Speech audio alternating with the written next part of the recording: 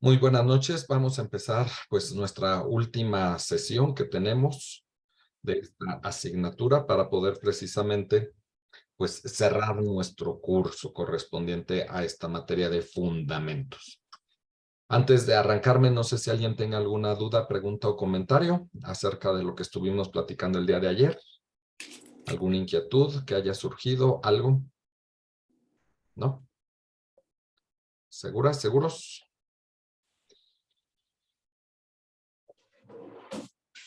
Conste pues avancemos.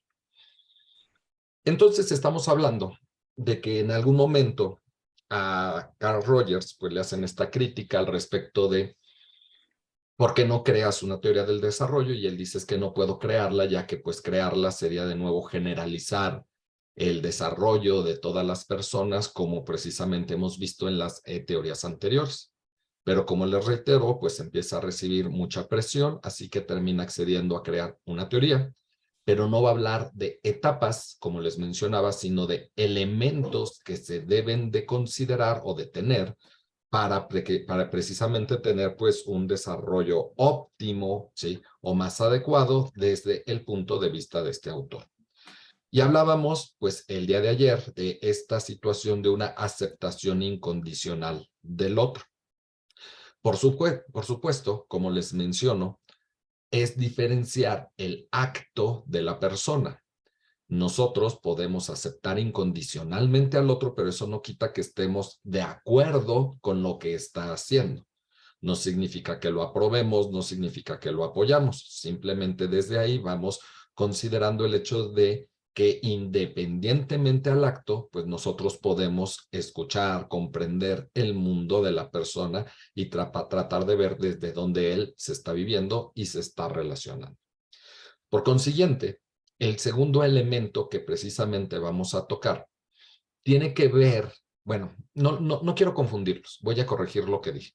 Dentro de este mismo elemento de la aceptación incondicional, precisamente él menciona que esta aceptación incondicional es importante siempre poderla recibir por un otro.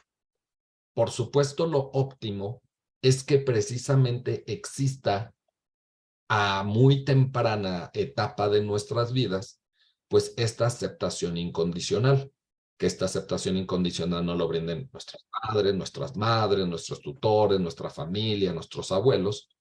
Y entonces menciona que si nosotros podemos recibir de los demás estas consideraciones positivas, es entonces donde podríamos darnos a nosotros mismos estas autoconsideraciones positivas. Pero de nuevo, yo no puedo brindarme algo que yo no he aprendido a través de los demás. En pocas palabras, empezar a no ser tan cruel conmigo mismo. Empezar pues precisamente a quererme, a valorarme, pues incondicionalmente a lo que yo esté viviendo o esté haciendo. De nuevo, no juzgarme y no calificarme tan cruelmente por los actos o decisiones que en algún momento de mi vida he tomado. Indiscutiblemente, si yo no he recibido estas consideraciones del medio, es difícil que la persona pueda brindarse a sí mismo, pues estas autoconsideraciones positivas. Por consiguiente, a diferencia de la teoría psicoanalítica, Carl Rogers va a mencionar que no importa el momento de nuestras vidas en el que nosotros obtengamos estas consideraciones positivas. Carl Rogers, por ejemplo, trabajaba en centros penitenciarios y él de esta forma va demostrando cómo personas que incluso en su momento tienen una pena legal porque cometieron alguno o algunos delitos, a pesar de lo que ellos realizaron, el que precisamente él pueda estar ahí, comprender, escuchar y simplemente tratar de ver cómo es el mundo del otro, se va dando cuenta cómo empiezan estas personas a brindarse a ellos mismos estas autoconsideraciones positivas. En pocas palabras, no es necesario que nos lo den nuestros padres. Y no significa que como con Freud, si no lo recibimos en tal etapa ya nos jodimos por el resto de nuestra existencia. En cualquier momento de nuestras vidas podemos recibirlos Y estas consideraciones positivas pueden ser de amigos, de maestros, de sacerdotes, de personas que no necesariamente hayan formado parte de nuestro núcleo familiar inicial, y cómo desde ahí entonces yo puedo empezar a crear una forma, una relación diferente con el entorno que me va rodeando. No sé si me voy dando a entender para no confundirlos como dos elementos, sino que estamos hablando del mismo, pero de este primero se desprende el segundo. Isabel. Entonces, por ejemplo, un niño que sufrió maltrato, o sea, que desde, digamos, desde el vientre, de alguna manera hizo consciente el maltrato a su madre, y luego cuando él nació el maltrato a él, o sea, que siempre ha vivido rodeado de esta no aceptación. Si así es posible que después él empiece a tener estas consideraciones y estas aceptaciones por él mismo. No por O él sea, mismo, necesita esa relación con los demás. o sea, sí, pero en su cabecita no hay como esta duda de, o bueno, puede desarrollarlo sin que pese más el, desde que yo nací no hay consideraciones y no hay aceptación, ¿por qué la voy a tener ahora? Pues indiscutiblemente cada persona lo puede ir viviendo de diferentes maneras.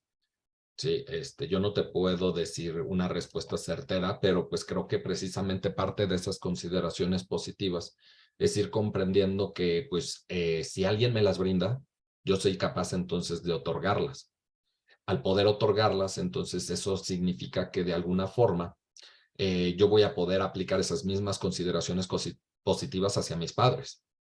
Al brindarle esas consideraciones positivas a mis padres, entendiendo que fue para lo que les alcanzó, fue lo que ellos pudieron hacer con los recursos que tenían y en las situaciones en las que se encuentran, es entonces donde precisamente puedo darle un giro al hecho de cómo yo estoy percibiendo mi experiencia. Sí, y desde ahí entonces aplicarlas hacia mí mismo en el sentido de yo no calificarme y ser tan cruel conmigo mismo. No sé si me explico. Sí, pero ¿en qué momento un niño puede tener esta conciencia?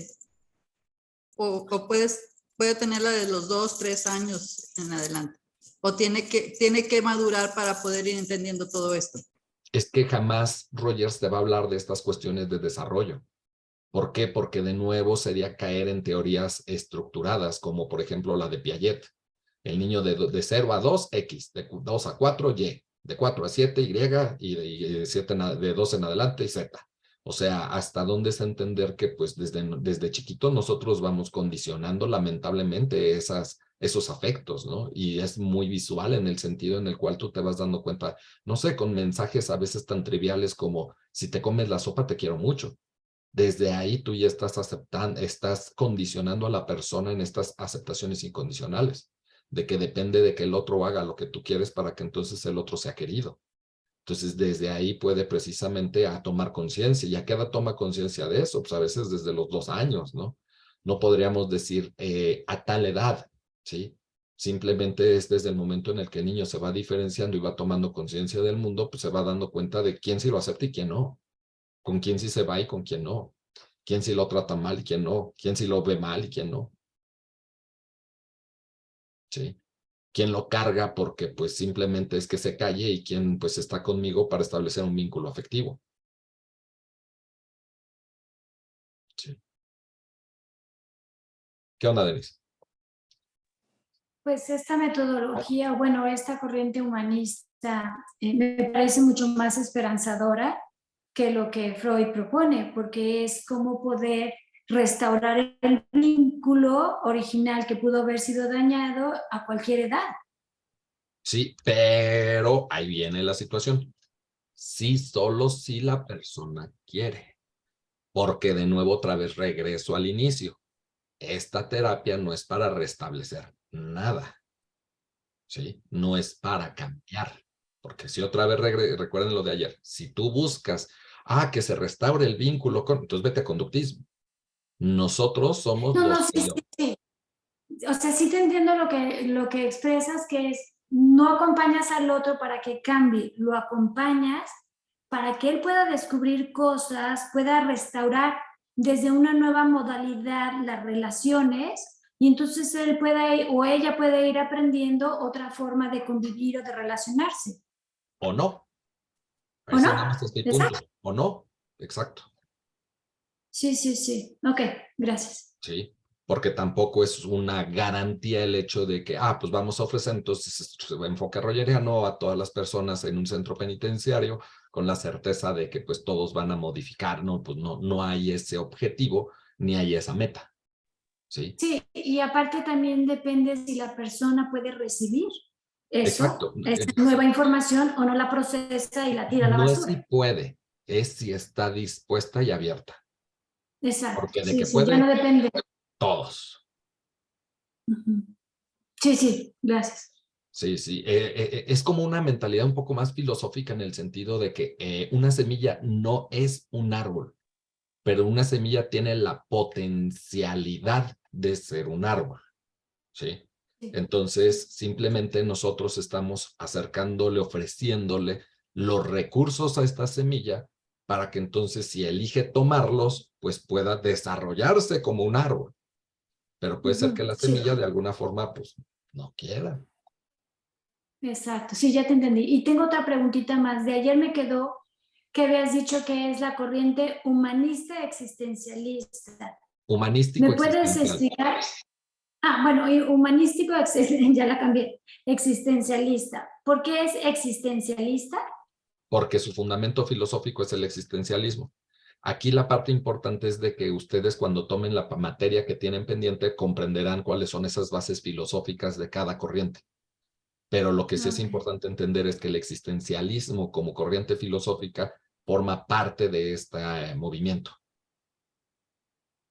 De lo que te escuché decir es el existencialismo nace en Europa. El existencialismo nace en Europa, el punto de quiebre principal es a través de la revolución industrial, Ok, como un movimiento ok, filosófico. ¿Sí? Pero va, cuando lleven la gracias. primera materia, ahí me comprometo a responder más a detalle todas esas dudas. ¿Va? Isabel. Entonces es por eso que se dice querer es poder. Si tú quieres, puedes cambiar. Sí, o sea, por supuesto, pero volvemos aquí a las condiciones. No le puedes decir a una persona que nunca ha recibido, que no se encuentra en un terreno fértil, pues querer es poder, ¿sí? No. A lo que voy es, tú le puedes estar facilitando todo esto, pero como tú dices, si no quiere, Exacto, bueno, pues no hay nada que hacer, pero si así es, quiere, puede. exacto. Pero no descartar que hay personas que se encuentran en hambruna y aunque quieran, pues espérame, desde el orgánico, pues no van a poder. ¿Sí? Entonces, no descartemos nada más que hay cuestiones fisiológicas, ¿no?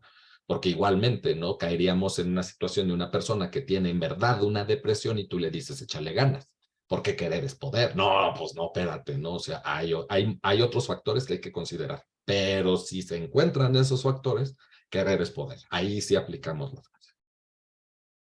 ¿Sí? ¿Voy bien? Va pues. Ahora, el segundo elemento, ahora sí, que es precisamente Rogers va a plantear para que precisamente pueda haber este terreno fértil del cual estamos hablando, no solo son las consideraciones positivas, sino va a haber un segundo elemento que él le va a llamar la congruencia. ¿Sí? Cuando nosotros hablamos del aspecto de la congruencia, Rogers plantea esto a través de dibujos con círculos. ¿Sí? Entonces, él va a plantear precisamente pues 3 círculos en un primer momento, donde estos círculos, pues, no es que uno esté más grande que el otro, por supuesto, simplemente pues aquí por el Zoom no puedo ponerlos con exactitud del mismo tamaño, pero pensando que estos 3 elementos están así relacionados, un elemento tiene que ver con el aspecto del sentir, otro elemento tiene que ver con el aspecto del pensar y un último elemento tiene que ver con el aspecto del actuar. Para Carl Rogers, esto que se encuentra aquí es la congruencia. Es precisamente donde se intersectan estos 3 elementos. El punto es que los aspectos de congruencia, pues muchas veces van en contra de lo estipulado por la sociedad. O sea, si un adolescente empieza a discutir con sus papás probablemente en esta discusión, actuar, él empiece a sentir cierto enojo, cierta molestia. Por consiguiente, si él eleva el tono de voz y posteriormente piensa que tiene la razón y él va a su cuarto a encerrarse, él está actuando congruentemente. La bronca es que de repente la sociedad está esperando que aunque él se enoje, pues se doblegue, que aunque él se enoje, no se vaya al cuarto, que aunque él se enoje, siga actuando como si no pasara nada. Y desde ahí empiezan múltiples complicaciones porque a veces esperamos que se cumplan parámetros sociales, no tanto que la persona sea congruente. Kenia, por favor, te escucho. Hola, oye, estas teorías suenan como cognoscitivistas, o sea, los cognoscitivistas retoman las teorías de Rogers para ampliarlas y hacer su propia teoría o Me, al gust revés o cómo. me gustaría que me explicaras un poquito más a qué te refieres con cognoscitivista para que yo pueda entenderte mejor. O sea, por ejemplo, entendiendo los procesos del sentir, del pensar y del actuar y de la congruencia y de cómo lo maneja lo que estás diciendo Rogers, los psicólogos cognitivos también manejan esas teorías. A ver, Por ayúdame. ejemplo, Ajá, a eso. Ellis o Beck. Su postulado es diferente, pero manejan esto también. Es bien interesante esto que tú mencionas porque una cosa no tiene nada que ver con la otra. Es interesante verlo porque las propuestas de Ellis y Beck ya son particularmente matices de lo que sería el conductismo de primera generación, ¿sí? Con mezclas o puntos humanísticos existenciales, ¿sí? Así Ahí es. es en donde ya no vamos a ver estas corrientes tan puras, ¿sí? Ujú. Para Rogers, esto fue escrito pues antes de partiendo de 1950, cuando lo que va a plantear Beck y los demás va a ser posterior, ya 60. Pues más o menos de los 50 también, Ellis. Sí, pero Beck hablo de los antes. antecedentes, hablo de los antecedentes, ¿sí? Entonces sí es importante empezar a darnos cuenta cómo empieza a haber puntos de unión entre las posturas, pero la diferencia radica en el objetivo, y eso es lo que no debemos de olvidar. Porque tanto estas teorías de cognoscitivistas, que para no entrar yo en confusiones, se llaman cognitivo-conductuales, ¿sí? Lo que buscan es un cambio de creencias en la persona. Cambiando la creencia, cambia la conducta, ¿sí? Aquí en esta propuesta rogeriana no se pretende cambio de nada. Entonces, ahí vemos los objetivos diferentes. Entonces, aquí lo que buscamos es que la persona sea congruente. A mí me gusta un personaje que quizá muchos de ustedes a lo mejor conocerán, de Eugenio Derbez. Cómo actúa en este personaje como si fuera un gurú, como un chamán, ¿no? Sí, que está vestido de blanco, hablando de paz, de armonía. Hacen el corte y producción, ¿no? Y se pone a gritar, a tratar mal a la gente, a actuar de una manera completamente. Ahí es la parte de congruencia a la que se refiere Rogers. No significa que no te enojes, ¿no? Pero tus formas son muy congruentes en el sentido de lo que tú estás proponiendo o comulgando. Entonces, desde ahí empieza a haber una relación diferente, que es lo que tú le estás ofreciendo a la persona. Ahí es en donde a veces se malinterpreta el enfoque humanístico existencial, porque muchas personas que estudian este enfoque humanístico existencial, para todos ellos es paz y amor, y entonces llegas tú a su consultorio y siempre están sonriendo, ponen un tono de voz de esta manera: adelante, pasa, bienvenido, ¿gustas un vaso con agua? Y por supuesto que esta cordialidad es padre, pero vaya, no es ser humanístico existencial. Lo humanístico tiene que ver con todo lo humano, donde también si existe un enojo por parte del terapeuta, congruentemente lo puede manifestar. ¿Lo manifiesta como confrontación o este tipo de terapias no son confrontativas? Este tipo de terapias no son confrontativas porque volvemos al punto. Si lo que yo estoy buscando es una confrontación, entonces aquí de nuevo sería la situación de preguntar, ¿qué estás buscando con esa confrontación? ¿Cuál sería tu objetivo al pretender confrontar al otro? ¿sí? Por supuesto, aquí es la parte que a mí se me complica mucho explicar. Te voy a decir el por qué. Porque realmente quien se confronta es el paciente consigo mismo, pero no hay una intención del terapeuta de confrontarlo. ¿Sí? Yo quiero entender tu mundo. El problema es que en este proceso de comprensión, el que se ve confrontado con sus creencias es el mismo paciente, con sus ideales, con sus planteamientos. ¿Sí? Entonces, realmente todas las terapias pues, son confrontativas porque la persona empieza a tomar conciencia de cosas que pues a lo mejor no quiere ver, pero no es el objetivo de ningún modelo terapéutico. ¿Sí me explico más? Sí. Va pues. Entonces, el punto es precisamente mantener este punto de congruencia entre lo que nosotros estamos viviendo, sintiendo y actuando en el momento, que podamos precisamente tener esta concordancia, ¿sí? De esta triada en situación, porque esa es la parte importante. No significa que el terapeuta entonces nunca se tiene que enojar, pero cuando esté enojado, volvemos a la situación de que actúa desde su sentar y desde su sentir y desde su actuar y desde su pensar. O sea, no son esferas disociadas. Para que ustedes sigan comprendiendo un poco más con el ejemplo que les menciono de la del chico que pues está enojado y se encerró en su cuarto, está siendo congruente. Pero ¿qué pasa posteriormente si este chico pues le hablan por teléfono, lo invitan a una fiesta, sigue con el enojo, pero quiere ir a la fiesta y entonces llega hipócritamente con su mamá a ver si le da permiso? Ahí estaría la incongruencia, ¿sí? No significa que yo tengo que ser congruente siempre, más bien dicho, tenga que ser igual siempre.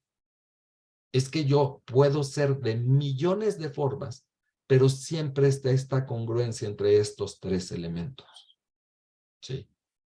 Entonces, desde ahí, si yo lo que estoy ofreciéndole al paciente es un encuentro genuino y auténtico, lo que me está pasando también se pone como parte del proceso y se menciona y se trabaja. No es, ay, me lo callo, no es, ay, ¿qué van a decir? Es lo que para muchos psicoanalistas, para los que saben un poco de psicología, le llaman la contratransferencia. Un psicoanalista se traga la contratransferencia y se acabó. Aquí lo que el terapeuta siente también se pone en el encuentro y en la relación. Entonces ahí es en donde se empieza a trabajar de una manera muy diferente a lo que se ha planteado antes. Sergio. Gracias, Carlos. Me gustaría preguntar si en terapia se ve el hecho de que la persona se ve a sí mismo, que su idea de sí mismo, uno en terapia, ¿qué es lo que trata de hacer? Porque no es ni cambiar ni transformar, no es confrontar, no es...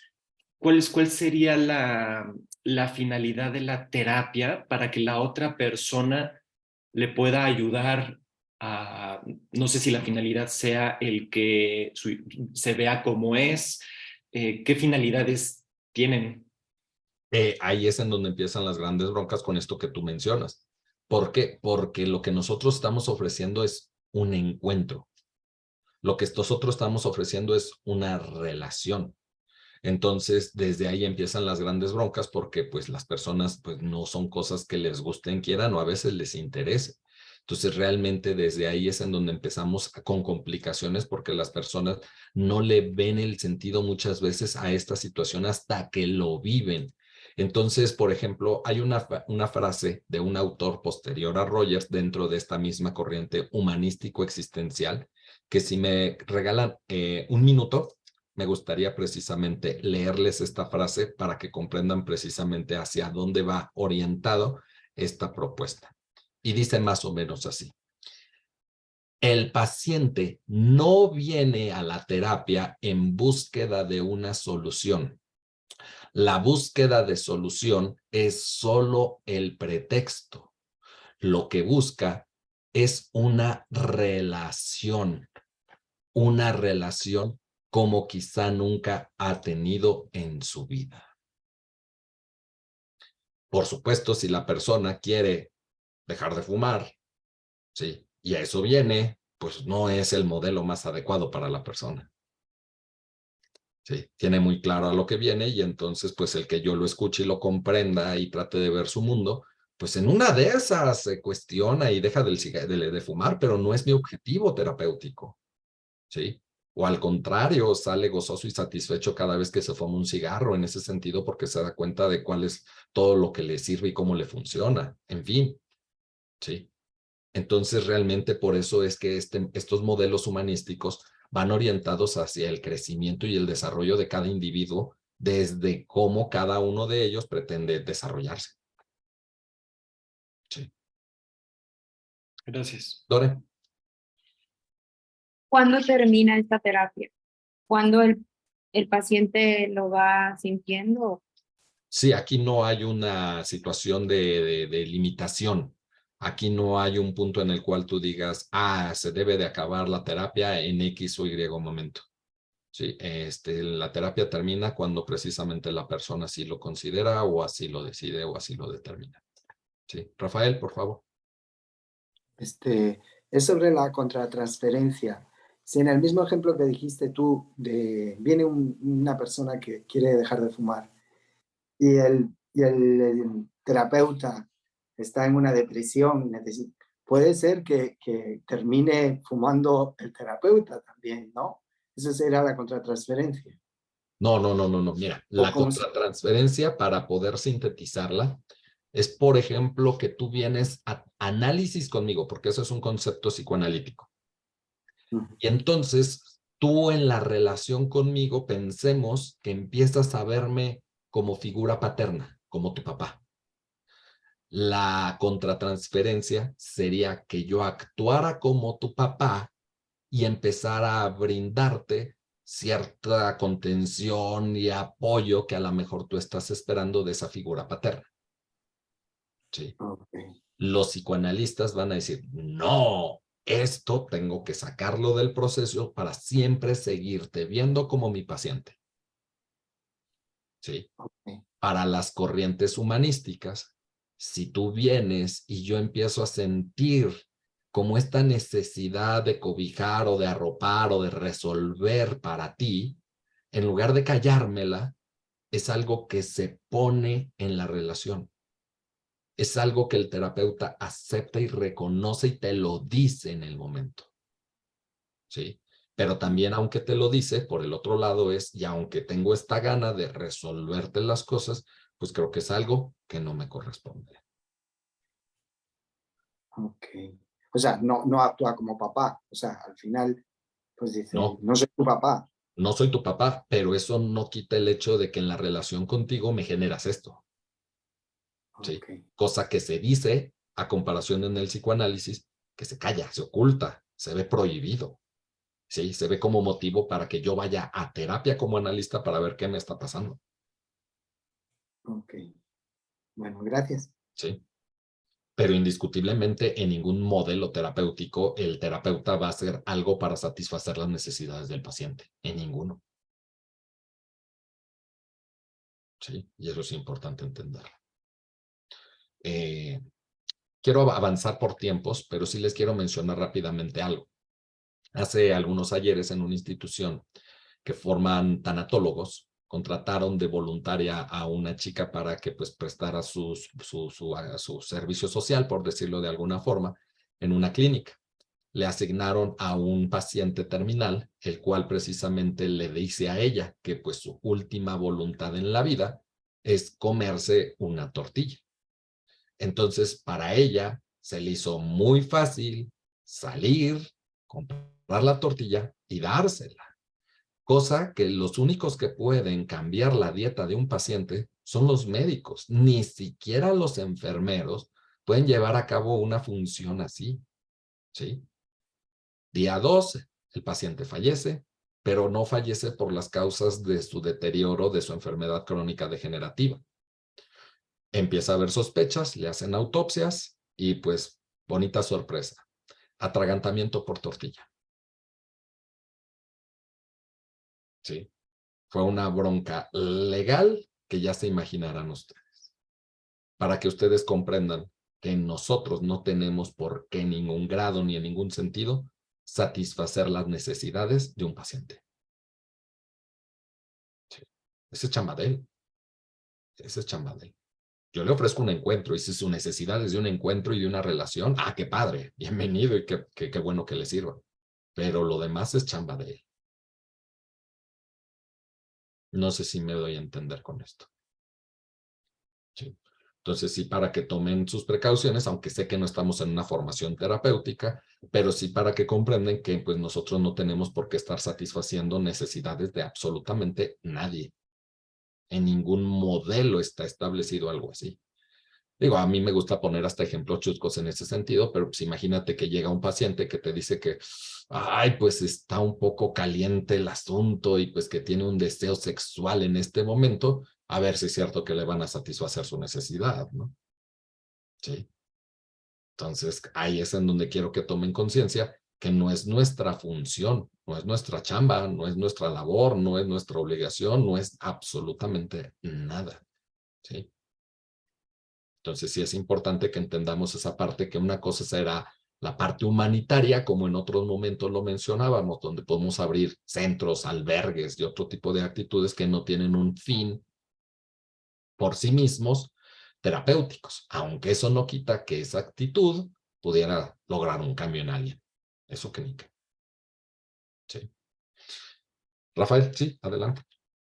Perdón, sobre el mismo ejemplo que acabas de decir, si te ocurre eso, entonces desde una manera humanística existencial deberías de seguir, no escandalizarte. Exacto.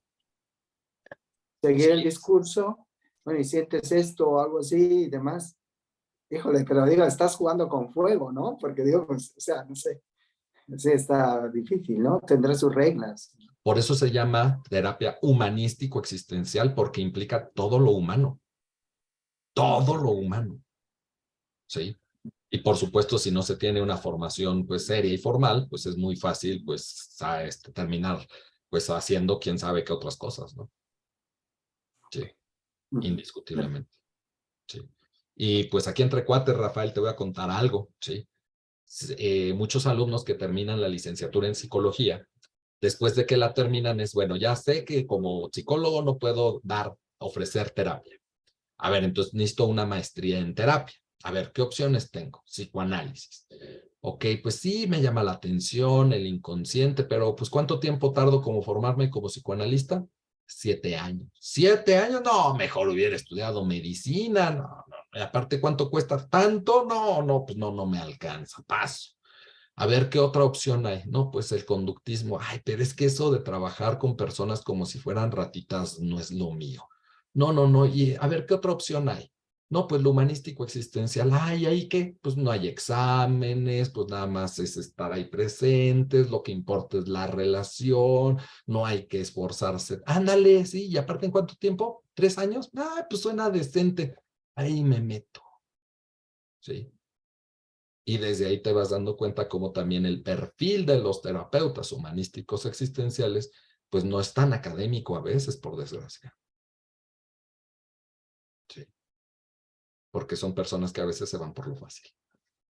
También sucede. Sí. Va, pues. Sí. Por eso les mencionaba en otro momento como muchas veces los terapeutas humanísticos se quedan con modelos muy cuadrados, muy rígidos, aunque son humanistas, o se quedan pensando pues que psicología es Bucay, los 4 acuerdos es psicología, ¿sí? Coelho es psicología, ¿sí? Y libros de superación personal son psicología, ¿sí? Pues no, pero ellos creen que pues, es psicología, a ese nivel está el desarrollo humano. ¿Sí? Es como si tú me dijeras que Anthony de Melo, no sé si lo conozcas, es psicología, ¿sí? Y por supuesto tiene sus aportes, sus atribuciones, sus funciones, pero pues de ahí a decir, con esto va a cambiar tu vida, pues espérenme tantito, ¿no? Algo así. ¿Sí? Entonces sí es complejo y el compromiso ético es importante porque no hay un código de ético desde el humanístico existencial tampoco. Sí. Va. Cualquier duda me avisa. Les pido por ahí si me apoyan cerrando sus micros porque se me están filtrando y rebotando el sonido. Entonces, Independientemente, también Rogers termina mencionando lo siguiente: no solamente la congruencia es en el sentir, pensar y actuar, sino entonces Carl Rogers va a crear el concepto de el self. Pero para Carl Rogers, el concepto del self sí se traduce de forma literal como el mí mismo o el sí mismo. Entonces, precisamente voy a poner 3 ejemplos para que ustedes vayan comprendiendo a qué se refiere Rogers con el concepto de congruencia. Por favor, consideren como si todos los círculos fueran del mismo tamaño, ¿eh? No es que uno sea más grande que el otro. ¿Sí?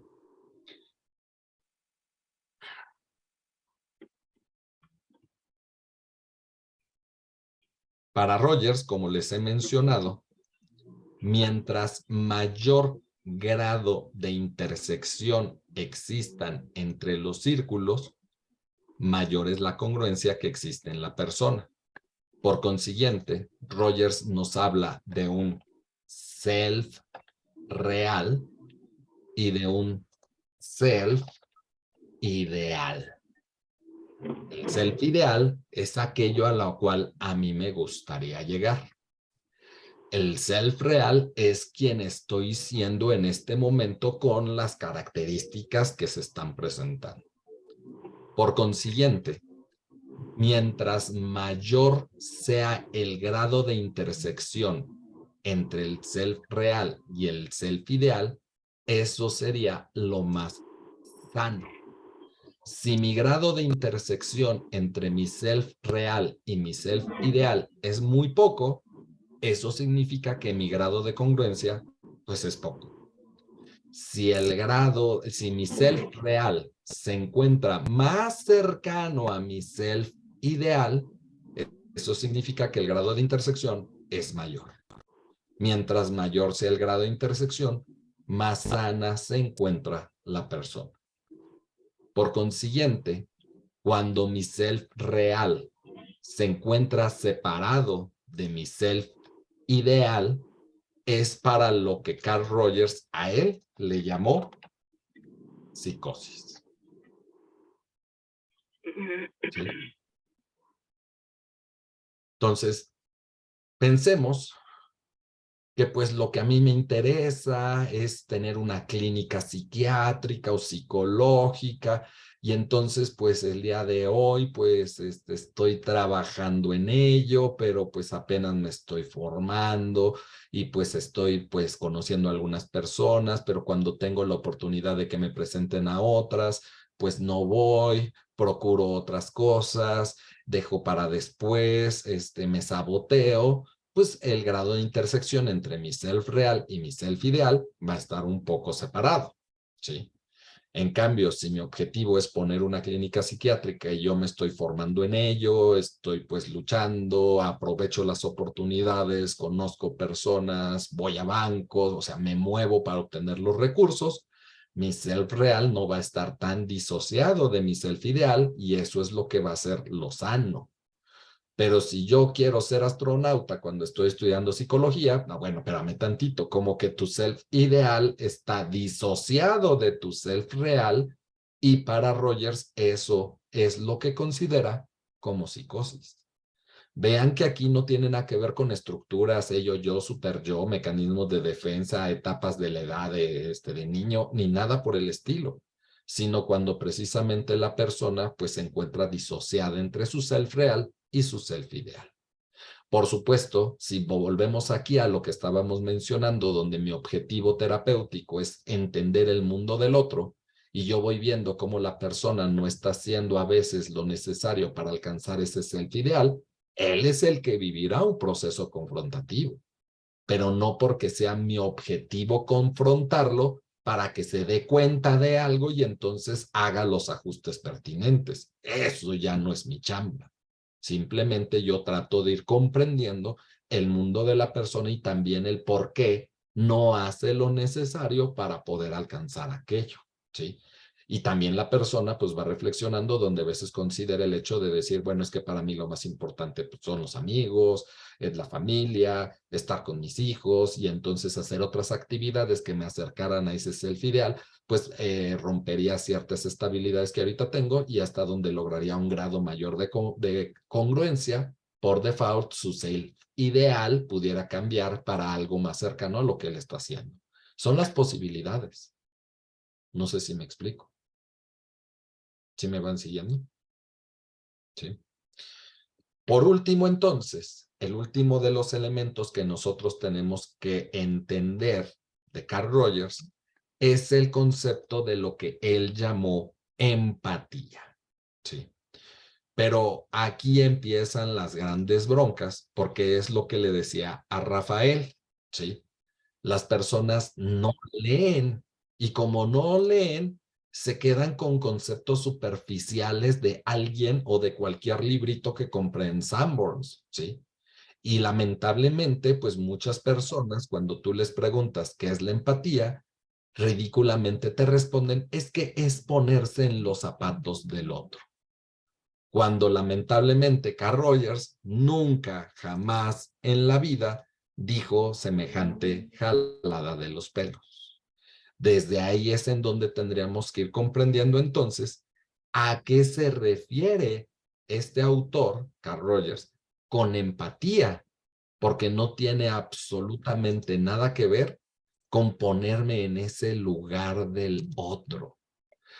No sé si alguno de ustedes ha tenido la posibilidad, pues precisamente de buscar o leer directamente al autor para precisamente ir concretando este concepto de lo que él precisamente va definiendo como empatía. ¿Alguien conoce este término que no sea nada más esta idea muy superflua de considerar ponerse en los zapatos del otro? Mónica. Sí, algo leí de Rogers que habla, bueno, de la terapia centrada en la persona.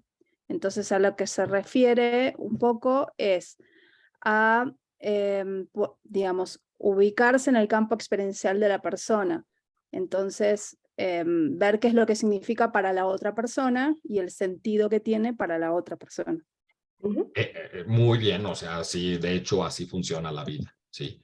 Me gustaría compartirles precisamente entonces la definición un poco más literal del autor, pero pues traducida. Y sabemos que ya cuando se hacen traducciones, pues va a haber una variación. Marisa, antes de ponérselas. Podría ser ver el mundo a través de los ojos del otro y no ver en nuestros ojos reflejados en él. Es que ahí viene un pequeño detalle que te estás brincando. Nosotros nunca podemos ver el mundo del otro. Nunca. Nunca.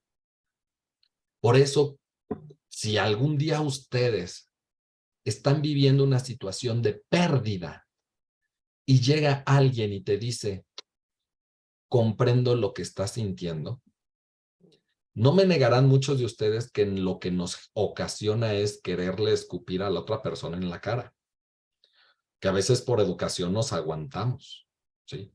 Sé por lo que estás viviendo, sé por lo que estás pasando, ¿sí? Incluso, aunque yo haya tenido una experiencia similar a la tuya, recuerden el campo fenoménico, recuerden los conceptos de los que hemos hablado. La experiencia que yo tengo es diferente a la experiencia que tiene el otro. Es que Marisa, pues yo también perdí un hijo como tú y entonces sé la pena que estás viviendo. Mejor cállate, porque no tienes ni la más remota idea de lo que yo estoy viviendo. Porque los significados que tenía para ti tu hijo no son los mismos que los significados que tenía ese hijo para mí. Por consiguiente, tú no puedes ver el mundo como yo lo veo.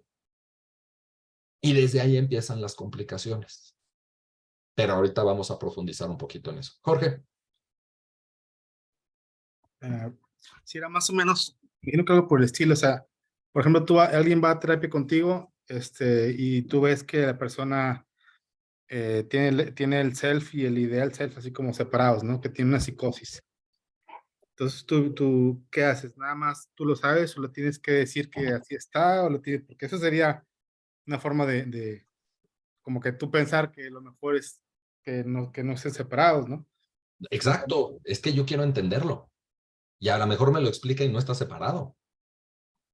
¿Sí? Pero bueno, ya imagínate que sabes que estás separado, pero ¿qué haces? ¿No le dices? ¿Le Entenderlo. No, dices? sí, entenderlo. Pero Entender cómo es que aunque está separado, pretende que precisamente aquello se logre. pero se lo comunicas a él que está separado. Por supuesto, todo se pone sobre la mesa. Aquí no hay cartas sobre la mesa así ocultas. ¿Sí? Aquí, si esto es lo que yo estoy viendo, esto es lo que yo te digo. ¿Sí? Oye, con esto que tú me mencionas, pues no sé cómo, pues me hablas de este ideal cuando pues lo que estás haciendo es esto, entonces no sé cómo pretendas alcanzar aquello. Y a veces te lo sostienen y comprendes cómo lo está viviendo y cuál es el camino que está buscando. Y a veces el paciente dice, pues sí, ¿verdad? No, pues creo que hay algo mal. ¿Sí? Pero no es de nuevo confrontarlo, lo que yo quiero es entenderlo porque a lo mejor el que está equivocado soy yo. ¿Sí? Okay.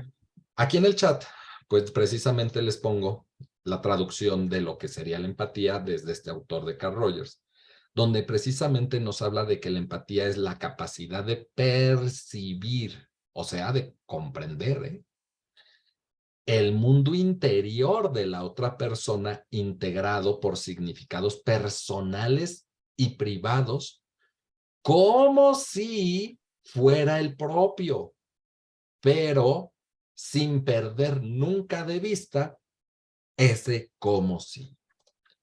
Que es precisamente lo que te mencionaba, Marisa. El error más grande es pensar que pues el otro vive algo que yo ya entendí. Y si yo creo que ya entendí, ya valió gorro. Por consiguiente, es entender que esta es mi mirada y que yo tengo un interés de acercarme a tu mirada, pero a través de la mía. Pero que yo nunca voy a lograr ver el mundo como tú lo ves. Pero este interés en querer ver el mundo como tú lo estás viendo es lo que allá afuera ridículamente nadie ofrece. Sí. Simplemente ustedes pónganse a dialogar con cualquier persona ahorita de su casa o con cualquier amigo y platíquenle acerca de, no sé, uno de sus viajes. Y entonces, pues Sergio me empieza a hablar de cuando viajó, no sé, a Perú. ¿Sí? A mí qué me importa el viaje de Sergio a Perú. Para mí mis intenciones es, ¿y cuánto te salió? Oye, ¿y a qué agencia fue la que buscaste? ¿Y qué tal el servicio? ¿Y dónde te quedaste? ¿Sí? Pero si ni siquiera el objetivo mío es el de Perú, no, Sergio. Yo me fui a Toluca. Y me empieza a presumir su viaje a Toluca cuando él está hablándome de Perú. Sergio, al darse cuenta que yo no lo estoy escuchando y que me está valiendo madres lo que me está diciendo, él va a esperar a que yo haga una pequeña pausa para decirme sí y continuar con su monólogo de Perú. Y al yo darme cuenta que él no me está escuchando ni me está poniendo atención y se le hace atractivo lo que le estoy diciendo, voy a esperar a que él haga una pequeña pausa para decirle, ajá, y yo le siga hablando de mi viaje a Toluca.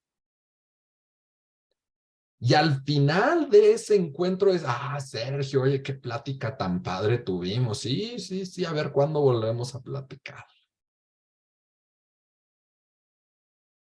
No hubo encuentro. Y estamos acostumbrados a ese tipo de relaciones que pensamos que eso es lo normal.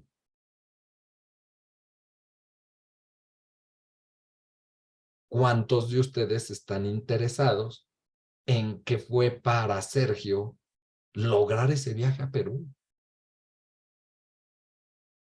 ¿Y cómo lo viviste? ¿Y qué te pasó? ¿Y cómo te impactó? ¿Qué sentiste estando ahí? ¿Qué pensamientos son los que atravesaron por tu cabeza? ¿Qué actitudes son las que tomaste ante eso? ¿Qué me importa? Yo nada más quiero los datos de la agencia. Sí. Si Sergio me cuenta una bronca, yo no quiero entender a Sergio en la bronca. Ay, Sergio, pues por eso, ¿sí? ¿Sí? Ya te dije cómo resolverlo, pero no me haces caso, ¿sí? Lo trato como retrasado mental, como si lo que yo estoy viendo él no lo hubiera visto, ¿sí? Y si sigues estando ahí es porque quieres, yo ya te dije cómo resolverlo. Pero pues eres bien terco.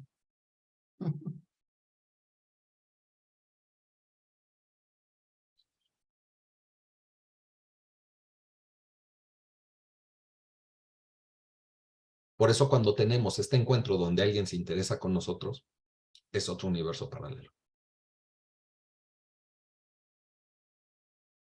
Sí.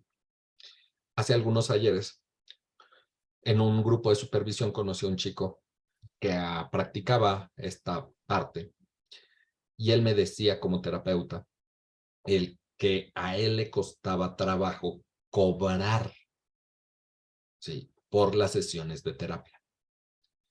Pero me decía, pero agua, no me malinterpretes, no es que tenga que ver con el hecho de que yo no valore mi trabajo, no va por ahí. Sino él me decía esto. Y voy a decirlo como él lo dijo, perdón. ¿En qué mierda de mundo estamos viviendo que tenga que cobrarle a alguien por interesarme en él? Pero es real. Hagan el ejercicio con aquellas personas que dicen que son las más importantes de su mundo y ahí me avisan si los escuchan, si los pelan, si los ven y si les interesa.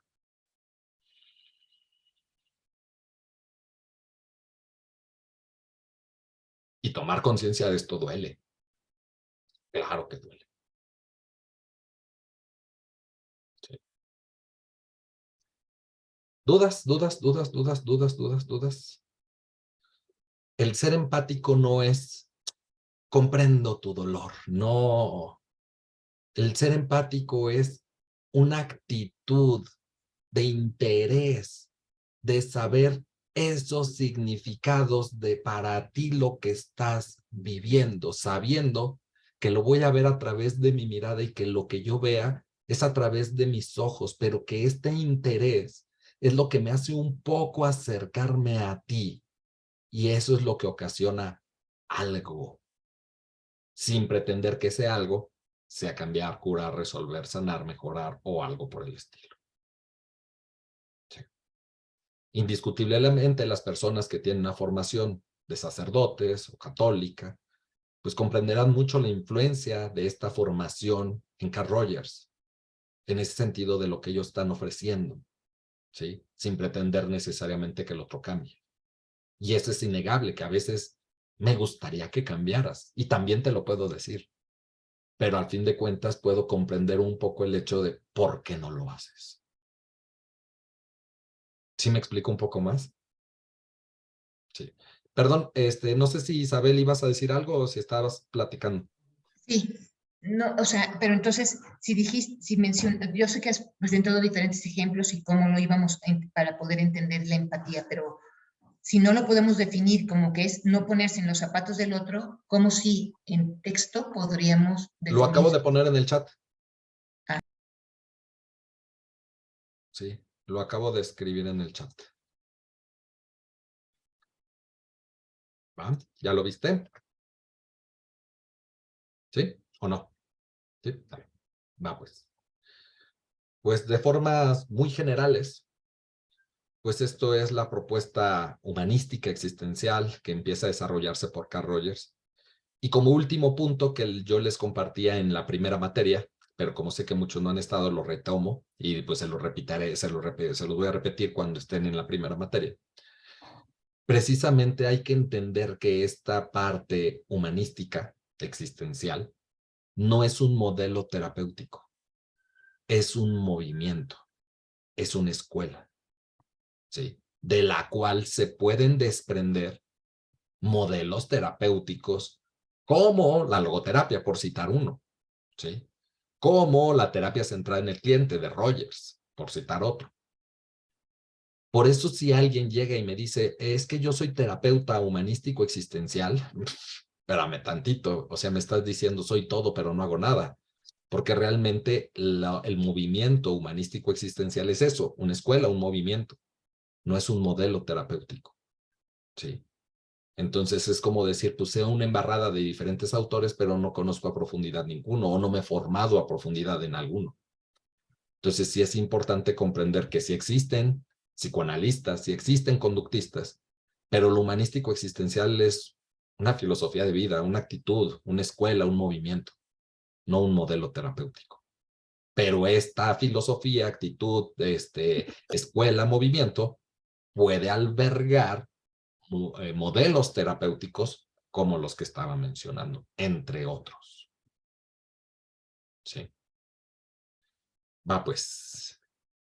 Pues vámonos con el último punto, pero para que precisamente pues no se quede a medias, ahí se quede un corte, me gustaría, si no tiene inconveniente, primeramente ya irnos al break, para entonces echarnos todo lo que más podamos de este último enfoque. Así que ahorita en 10 minutitos nos vemos. Carlos, una pregunta, te puedo preguntar, ¿tú qué modelo terapéutico aplicas? Yo manejo terapia Gestalt. Terapia Gestalt, ok. Muchas gracias. Vamos a repetir todo entonces. No, no es cierto. Entonces, el punto es que mientras esto se mueva, vamos a darnos cuenta que el parámetro para Ludwig von Bertalanffy es que está vivo. Si algo no se mueve, es que entonces ya podríamos hablar de un problema, una patología. Piensen en cualquier sistema familiar, porque siempre todos los roles, otra vez, todos los roles se encuentran en un sistema.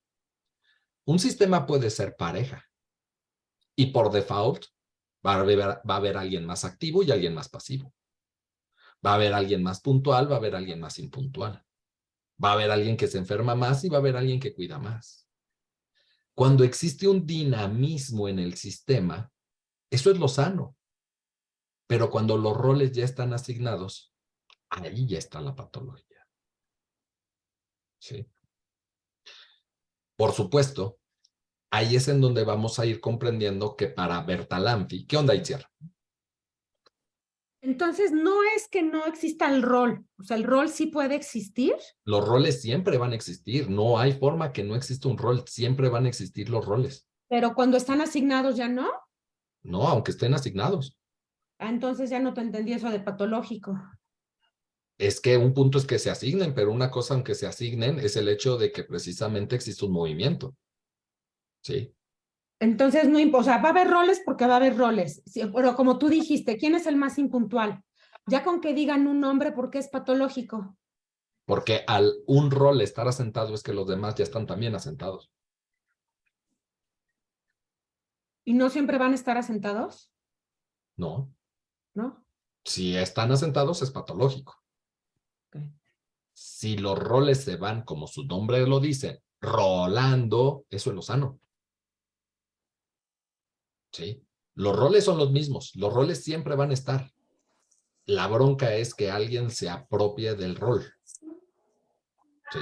Y que siempre esa persona juegue ese rol. ¿Sí? Kenny. Entonces podríamos decir que lo que quita esta teoría es el siempre y el nunca. A ver, explícame. Siempre serás puntual, nunca serás impuntual. O sea, ya ahí es donde está lo patológico, donde como que totaliza la conducta o lo que sean las acciones de una persona o de lo que sea, al siempre o al nunca. ¿Ahí sería lo patológico? Ahí sería lo patológico. Sí, ahí es Si en donde siempre haces algo, ya es patológico, porque no es dinámico. Estás repitiendo lo mismo. Exactamente. Y la persona se adueña del rol como si le perteneciera. ¿Sí? Cuando precisamente es la bronca porque pues los roles no te pertenecen. Véanlo en sistemas familiares. Casualmente, la persona que siempre se enferma de la familia pareciera ser siempre la misma. Sí. Por poner ejemplos, ¿no? Sí. ¿Qué onda, Denise? A ver, pero yo creo que hay roles el de ser hijo, el de ser madre, el de ser abuelo, o son otro tipo de roles, o a qué te refieres?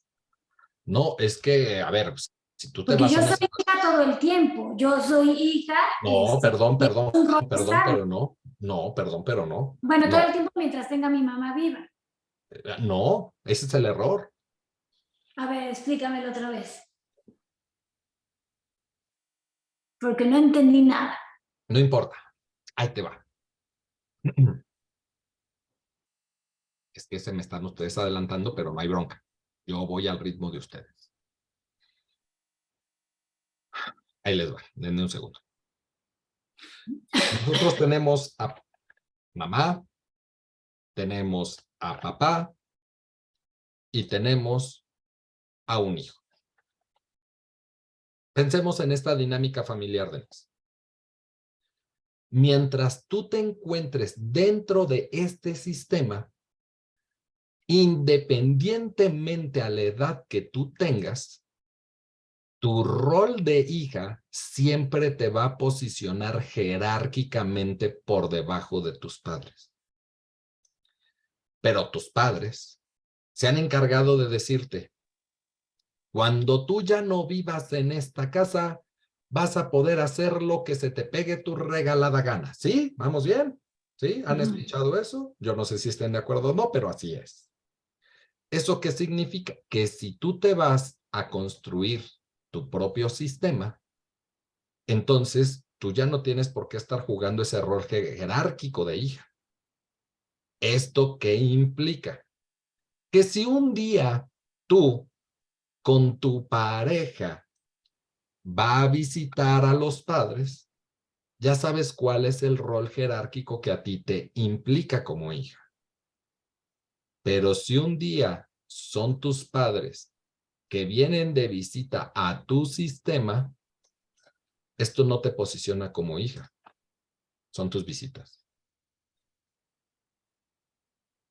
Y si tú llega tu madre, pasa el dedo por la sala, ay, mi hijita, qué sucia está esta casa. Perdón, pero ese no es tu rol de hija ahí. Y tú tienes todo el derecho y autoridad. Estoy exagerando las palabras de decirles, mamá, si no te gusta, llégale. Porque ahí no tiene un rol jerárquico de madre. Si tú sigues jugando, lo bronca tuya, ¿eh? Yo soy tu pareja y tenemos a una hija llamada Mónica. ¿Sí? Y entonces vamos a visitar a tus papás, mis suegros. Estando en casa de tus papás, Mónica, por andar de traviesa, rompe algo y deciden pegarle, darle una nalgada. En ese sistema, yo no puedo hacer absolutamente nada. Saldremos de ese sistema y te diré, oye, Denise, pues mira, la verdad es que yo no estoy de acuerdo con la forma de educación de que tienen tus padres hacia con nuestra hija. Así que entonces, pues tenemos dos opciones, ¿sí? O seguimos yendo bajo la condición de que es su casa y son sus reglas, es su educación y ellos deciden, o de aquí en adelante ellos vienen a esta casa de visita. Donde en esta casa, si tus padres vienen y quieren imponer un castigo a nuestra hija, ahí la situación jerárquica es diferente porque yo tengo la posibilidad de decirle al Señor, a ver, aquí usted no la toca. Y si le gusta bien, y si no, ni venga. Pensemos que un día a nosotros nos invita a tus papás a un viaje que ellos están coordinando. Si nosotros aceptamos ir, yo ya sé cuál es el lugar jerárquico que a nosotros nos corresponde, que es por debajo de ellos.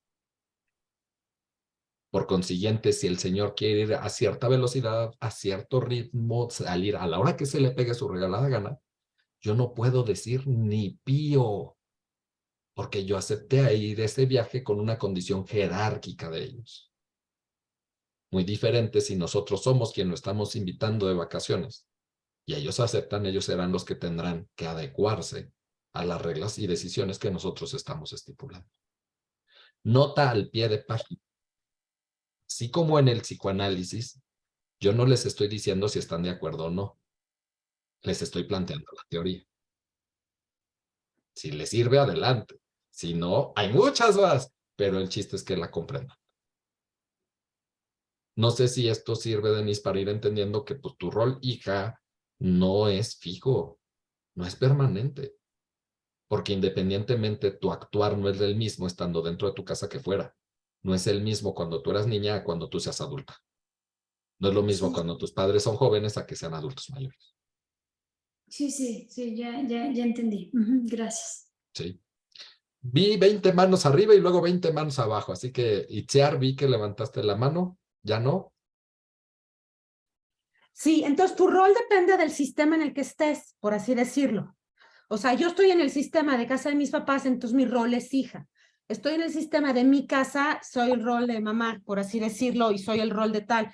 Y cambio de sistema y voy ocupando un rol. Eso es lo sano, por así decirlo. Eso es lo sano. Patológico sería que yo me quedara como hija en todos los sistemas. Sí, o que el rol que tú juegas quieras jugarlo en todos lados. Okay. Tú eres la hermana mandona que siempre quiere imponer las reglas de autoridad y ser la jefa en todos lados. Y llegas a este grupo queriendo ser la compañera mandona que imponga su voluntad y ser la jefa de grupo para tomar las decisiones que tú quieras. Y llegas con tus amigos y quieres ser la amiga mandona que les dice a todos qué es lo que tienen que hacer, a qué hora reunirnos, en dónde y todo. Y tú eres la pareja mandona que quieres traerte a tu pareja aquí bien cortito y no puede hacer nada de esto. ¡Qué jodida vida! No sé. Perfecto, gracias. ¿Sí me van siguiendo? Para que vayan soltando un poco de rol de hijo y entiendan que hay personas que les cuesta mucho trabajo abandonar roles y que ese rol lo quieren imponer independientemente al sistema donde se encuentren. ¿Va? Dore. Bueno, claro que esto me hace sentido cuando entro en conflicto, cuando mi mamá viene a mi casa ¿no? Y yo no me siento respetada, por ejemplo, ¿no? Sí. En cuanto a algunas órdenes que me da cuando soy hija en su casa. Pues sí. Entonces, esto se refiere a la relacionalidad, o sea, el dinamismo se refiere a la relacionalidad que hay con las personas, o sea, cómo tú te comportas respecto del sistema en donde te encuentras. Pues sí, no sé a qué entiendas tú por relacionalidad, pero O sea, cómo te relacionas con el otro. pues es que más allá de esa relación está estipulada por las reglas del sistema. ¿Sí? Por el rol que tú ocupas dentro de ese sistema. ¿Sí me explico más? Sí, gracias. Sí. Ahora, por supuesto, estamos hablando de la prehistoria de la terapia familiar y por supuesto, pues esto se va moviendo y se va flexibilizando. Pero lo que sí es una realidad es que si nosotros nos regimos por estas ideas, nos quitamos de una multiplicidad de broncas impresionantes, ¿eh? Sí. Pero bueno, déjenme avanzar porque pues esto para que vaya cuajando. Entonces, Ludwig von Bertalanffy, que ni siquiera es que sea psicólogo que se dedica a la terapia, sino a crear una teoría, es en donde empieza a cambiar el nombre de los términos porque pues nosotros a nivel biológico pues vivimos en una situación de equilibrio orgánico. Necesitamos tanta cantidad de sodio y tanta cantidad de potasio para que nuestro organismo funcione y se cree un chispazo eléctrico para hacer funcionar nuestro corazón. Cualquier desequilibrio en esto hace que mi organismo colapse. Se requiere una homeostasis. ¿Sí? Pero Bertalanffy menciona que cuando hablamos de sistemas, no podemos hablar de una homeostasis, sino como Kenia lo mencionó, de una homeodinámica.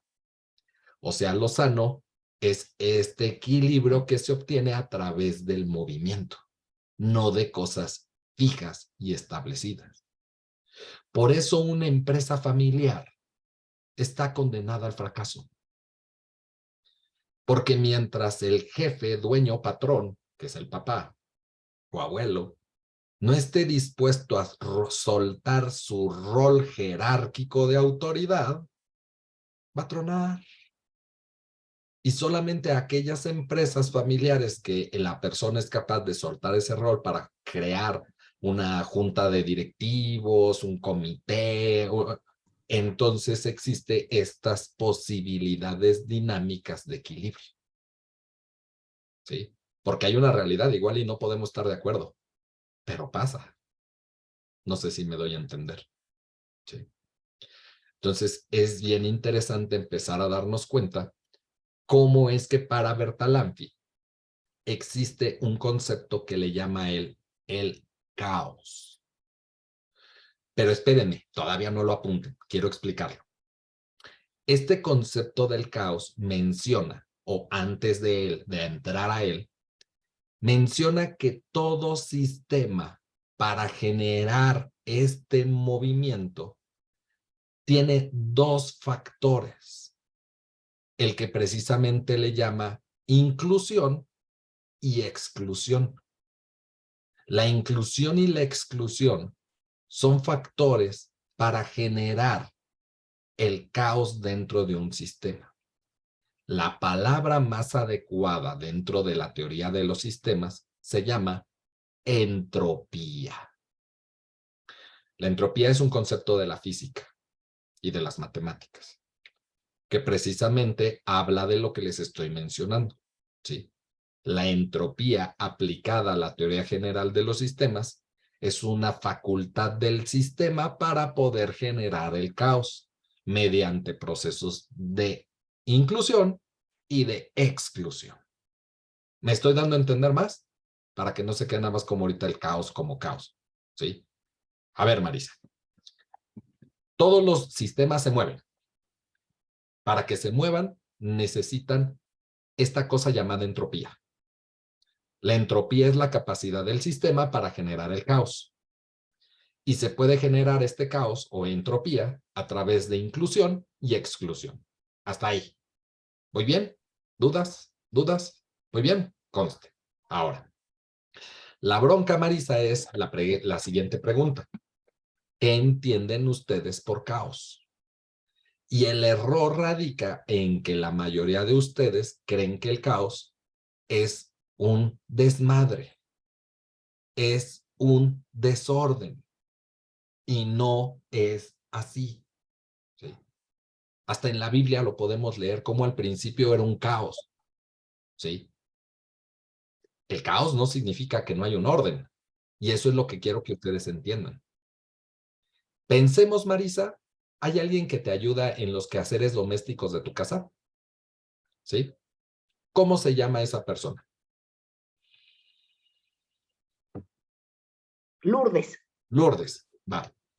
Entonces, llega la señora Lourdes y para ella, el ver tu casa es un caos. Y ella empieza a arreglar las cosas desde un orden que ella conoce. Se va la señora Lourdes, tú llegas y empiezas a buscar unos papeles que sabes que los habías dejado en determinado lugar, pero que ya no están ahí. Y entonces los empiezas a buscar por todos lados y no los encuentras. Hasta que recuerdas que la señora Lourdes fue el día de hoy a tu casa. Y le hablas a la señora Lourdes y le dices, señora Lourdes, dígame señora, pues mire, no sé si vio unos papeles que estaban en determinado lugar. Sí. Ah, ya. ¿Y dónde están? ¿Dónde deben de ir?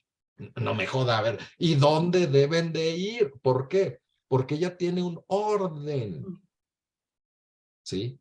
Pero ese orden de la señora Lourdes es un desorden para ti. Dicho de otra forma, el caos es un orden diferente al que conozco.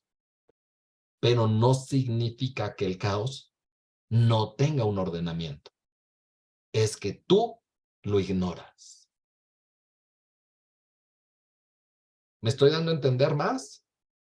¿Sí? Siempre hay un orden, siempre, en todo. Que tú no lo conozcas, tú entras al cuarto de tu hijo o hija, esto es un caos, es un desorden. No, mamá, es un orden diferente al que tú conoces. Pero dentro de este desmadre que tengo, hay un ordenamiento para mí. Y díganme que no. ¿Sí? ¿Qué onda, Dore? Y por ejemplo, entra la mamá, ordena el cuarto del adolescente como respecto a su orden, Sí. luego entra el adolescente y ve ordenado de una forma diferente. ¿Esto no sería un caos para el adolescente? Por supuesto, en efecto, así es, como el caos de Marisa a la hora de que no encuentra sus papeles. ¿Sí? Por eso el adolescente te va a decir, pues que ni entre, pinche desmadre que me hace. ¿Sí? Que desde ahí sigo sin comprender por qué la neurosis de la mamá de querer ordenar todo como ella quiere. No entiendo. ¿Sí?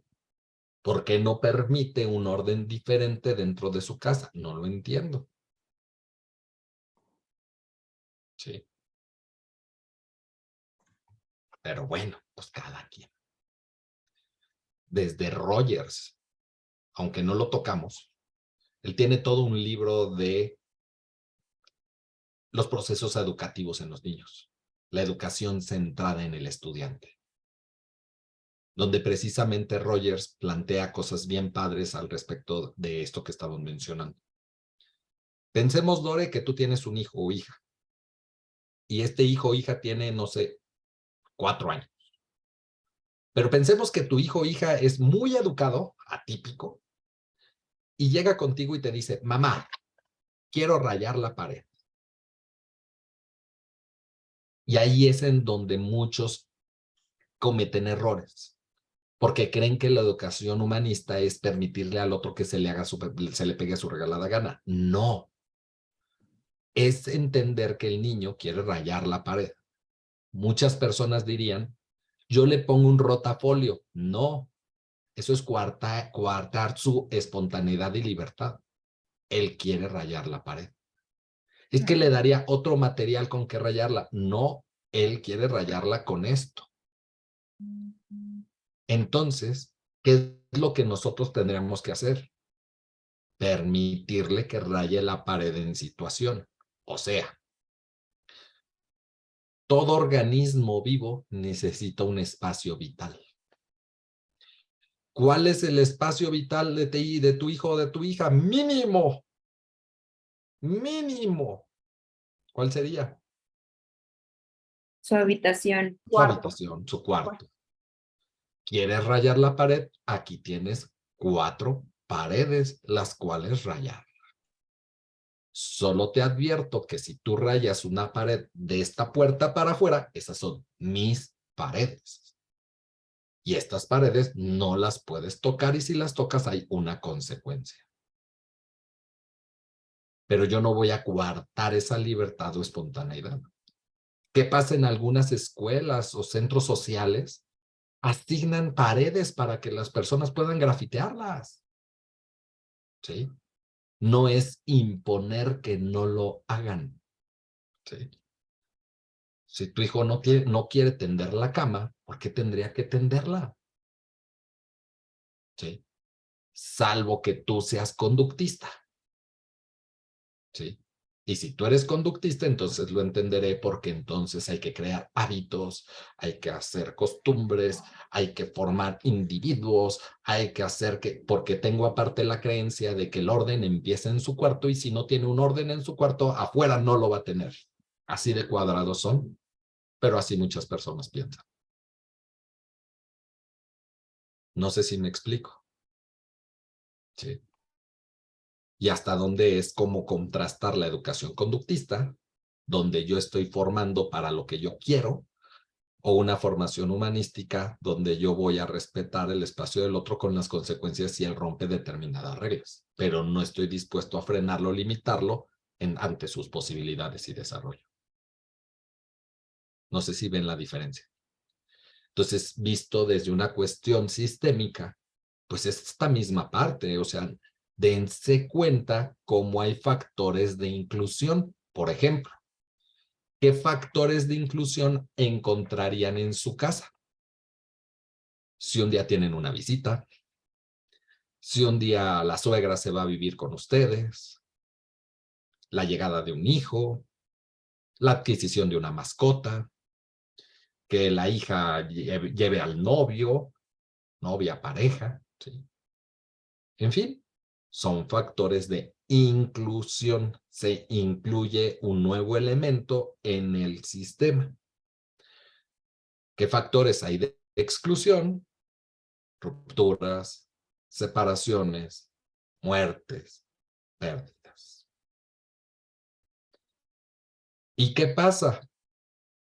Nos vamos a dar cuenta que en el momento en el que alguien fallece, todos los roles que tenía asignados, ¿qué tiene que pasar a fuerza? Tienen que ser ahora distribuidos en el nuevo sistema. Por eso lo sano sería que todos hicieran de todo.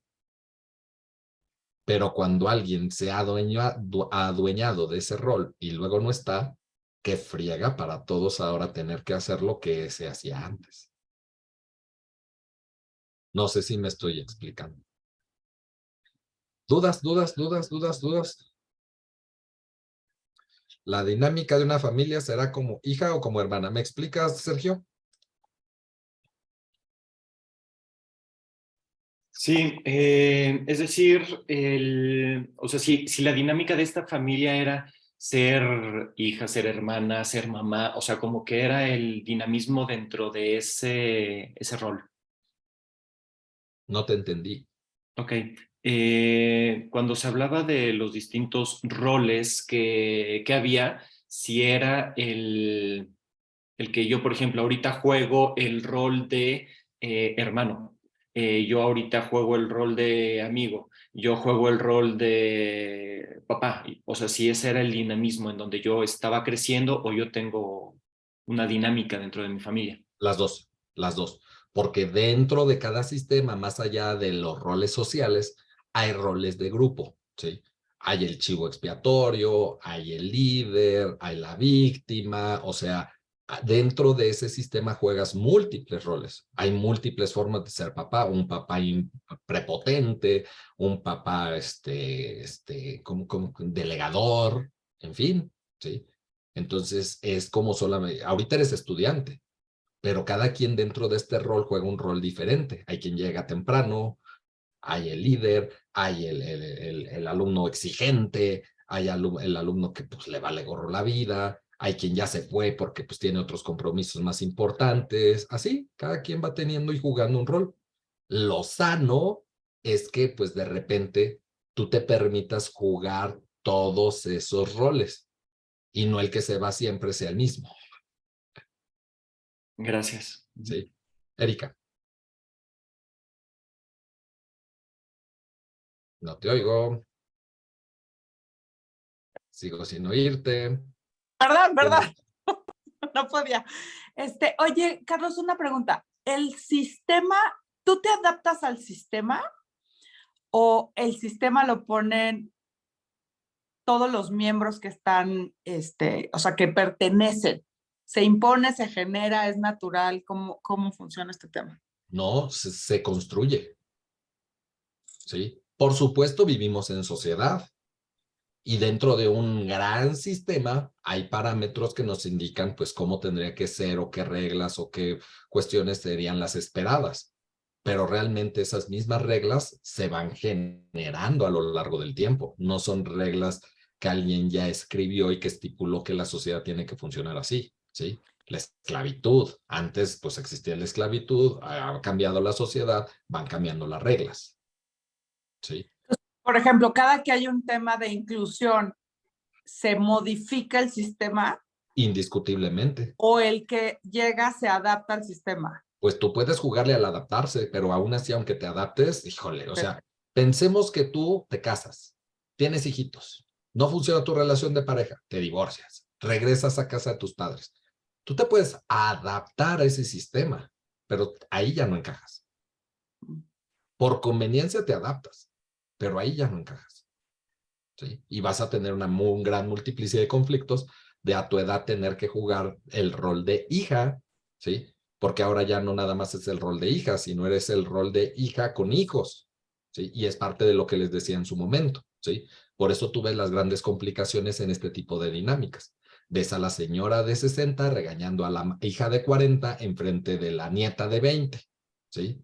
Por supuesto que si tú como mamá quieres imponer una autoridad, pues déjame río, ¿sí? No tienes ninguna. La jerarquía ahí la tiene la abuela. Gracias, gracias. Marisa. Carlos, una pregunta.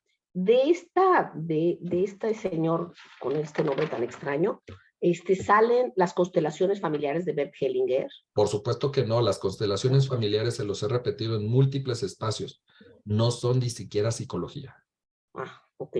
No, pero quiero saber si la gente que empezó en estas cosas, digo, a mí no me gusta nada, pero la gente que empezó en estas cosas se metió por este tipo y empezó a inventar sus teorías. No. No. No. Bert Hellinger es una persona que se asume como espiritista. Wow. Sí. Por consiguiente, todo lo que se va planteando carece de fundamentación teórica. Qué horror. Sí. Okay. Y vuelvo a insistir lo que les he mencionado en otros espacios. Igual y funciona, ¿sí? Pero no porque funcione es científico. Sí. Gracias. Va pues, Rafael, por favor.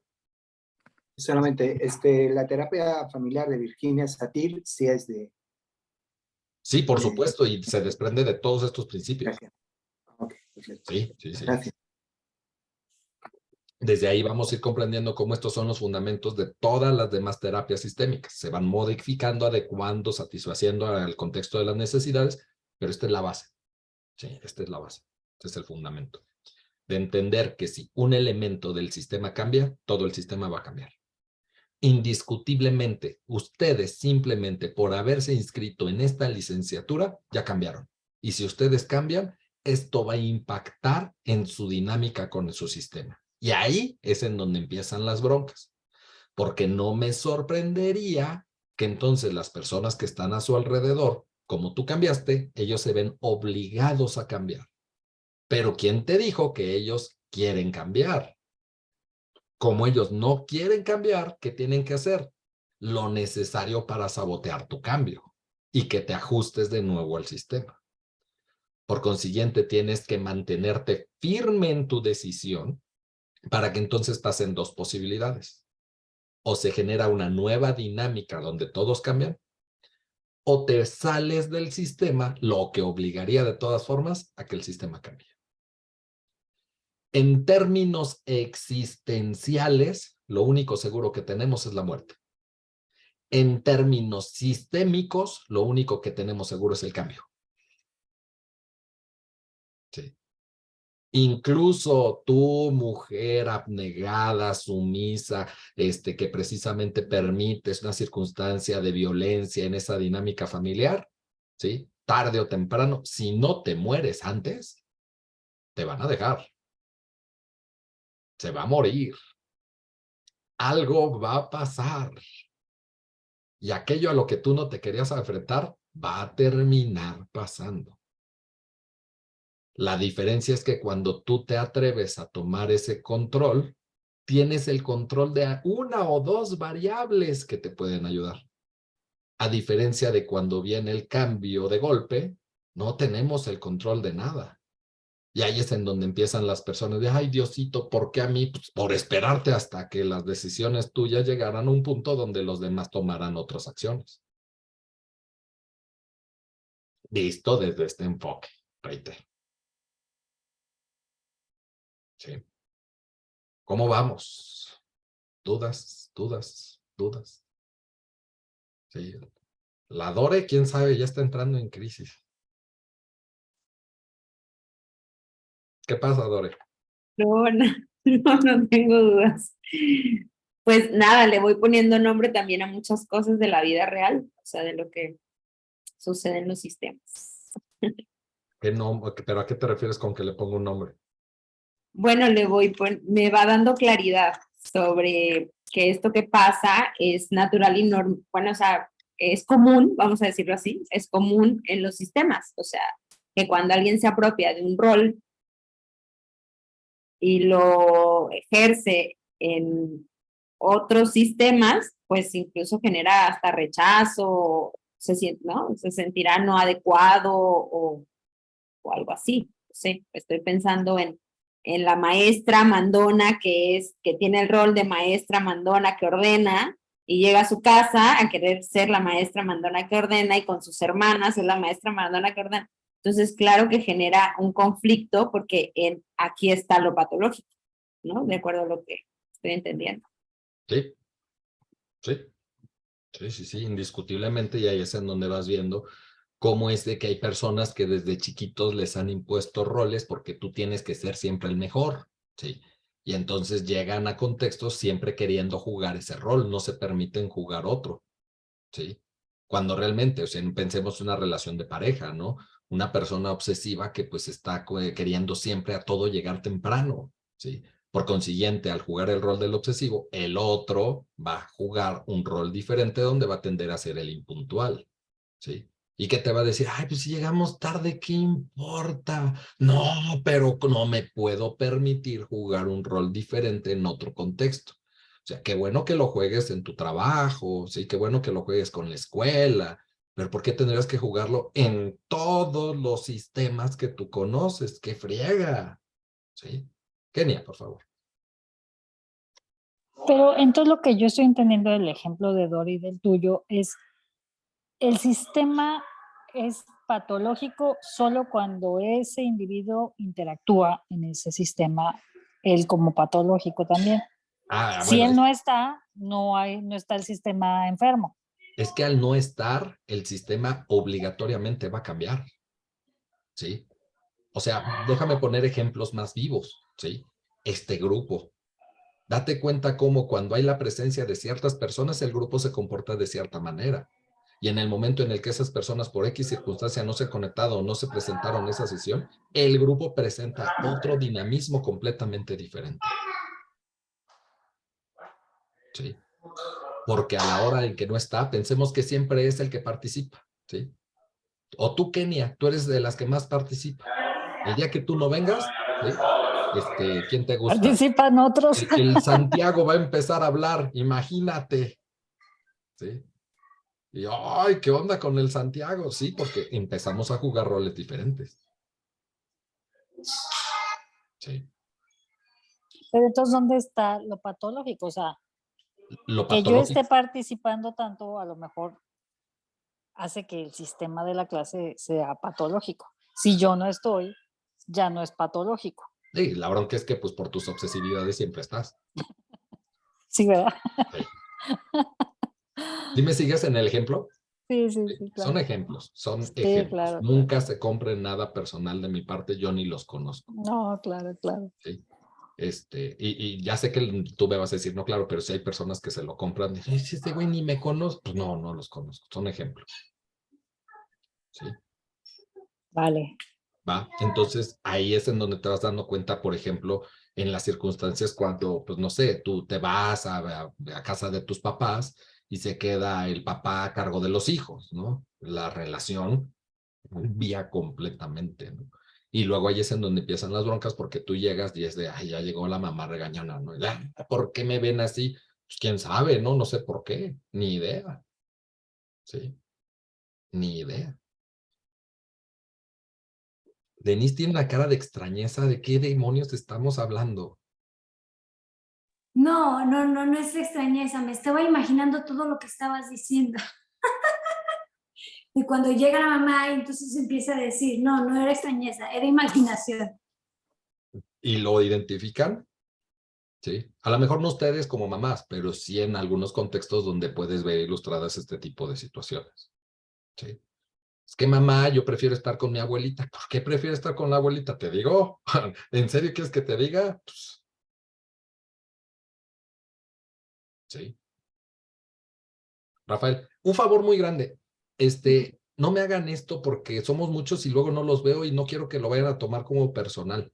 Entonces, por favor, que si pueden, abran su micrófono, prefiero que me interrumpan o que levanten la manita virtual, pero por favor, porque luego si no los veo, no quiero que lo tomen como, ay, me ignoró. Entonces, pero dime, Rafael. Es solamente, digamos, yo llegué un poquito tarde después del break. Entonces, ¿cómo se encuadra esto dentro de Carl Rogers? No, Lo del es sistema. otra corriente. Es otra corriente. Es otra teoría. Es otro planteamiento que nos va a hablar acerca de cómo es que entonces nos vamos nosotros desarrollando en nuestra personalidad, en donde precisamente no es por determinismos, sino completamente es una interacción de sistemas con sistemas. ¿Y esto entra dentro de la corriente humanística? No. Pues sí. No, algunos lo quieren encajar ahí, pero no. Esto es una fuerza completamente ya diferente. Pero como Maslow ya no estaba presente, por supuesto, él ya no lo pudo encajar en sus propuestas. Pero entonces, ¿cuál sería el título de esta corriente? O sea, de esta mezcla de corrientes. Terapia sistémica. Sí, terapia sistémica. Sí, Con que esto ahorita ya estamos hablando terminamos. de la ¿Verdad? teoría general de los sistemas. Sí. Sí. Que fue lo que les dije antes del break. Hasta aquí, antes de empezar con otro y no confundirlos. Kenia. No, solo esa era mi pregunta. Si esta teoría general de los sistemas era lo que conocemos como terapia sistémica, ya la respondiste. Es que son los fundamentos de.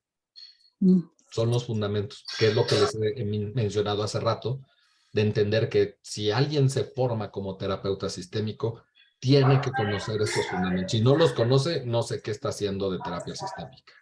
¿Sí? Está haciendo conductismo, está haciendo otra cosa, pero terapia sistémica, pues, te la debo. ¿Sí? Porque el verdadero terapeuta sistémico no pretende un cambio conductual en el individuo, pretende generar un cambio. Este cambio no solamente modifique la conducta del individuo, sino de todo el sistema. ¿Y hay terapia sistémica de las organizaciones? Sí, de hecho, muchos de los principios de todo lo que es la terapia, más que terapia sistémica, los fundamentos de la teoría general de los sistemas se aplican a las organizaciones. De hecho, yo tengo un ejemplo que les quiero ilustrar. ¿Me ayudas con el ejemplo, Kenia? Sí, claro. Pensemos que todos nosotros somos colaboradores de tu empresa, ¿sí? Y entonces, en esta gran empresa, tenemos a Isabel, ¿sí? Pero Isabel se ha adueñado de múltiples roles socialmente mal vistos. O sea, la Isabel llega tarde, sin puntual, falta, se va temprano, no produce, inventa chismes, en fin, no es como el mejor de tus empleados. De hecho, sería el peor, si me permites decirlo así. ¿Sí? Desde un aspecto muy rígido y cuadrado, quiero que entiendan lo siguiente todos ustedes. A Kenia no le conviene correr a Isabel. Váyanse de espaldas. Porque en el momento en el que tú excluyas a Isabel de la ¿Alguien más va a empeorar? No solamente es que alguien más vaya a empeorar, puede ser que los diferentes roles que solamente una persona está jugando se te distribuyan en todo el sistema. Y la Hilda empiece a llegar tarde, Itziar empiece a irse temprano, Jorge empiece a volverse chismoso y Andrea, como es amiga íntima de Isabel, te va a crear un desmadre. Te sale más barato dejarla.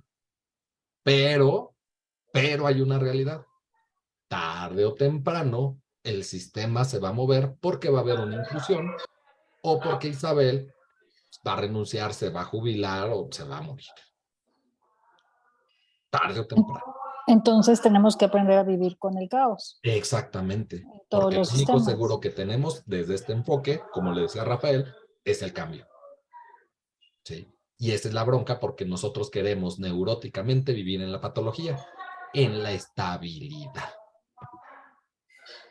¿Sí? Queremos que todo siga siendo como siempre es. Y luchamos para que así se mantenga. Por eso hay papás y mamás que son excelentes padres de niños. Pero cuando el monstruo llega a la adolescencia no saben cómo relacionarse con él. Por eso hay papás que medio aprenden a relacionarse con el adolescente, pero cuando se vuelve un hijo adulto, ya no saben qué demonios hacer con él. ¿Sí me explico? ¿Sí? Porque no es lo mismo educar a un niño que a un adolescente que ser padre de un hijo adulto. Pero yo quiero seguirlos tratando casi como le decía a Denise. No, siempre así, rígido y cuadrado, jugando siempre los mismos roles. ¿Sí? Y no puede ser. No puede ser, y menos cuando ya no están en tu sistema. Porque si estuvieran dentro de tu sistema, te jodieron ellos. ¿Sí? Esta puerta de esta casa se cierra a las 11 en punto. ¿Sí?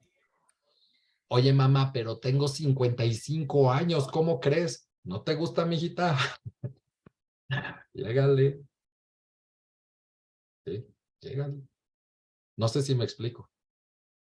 ¿Sí?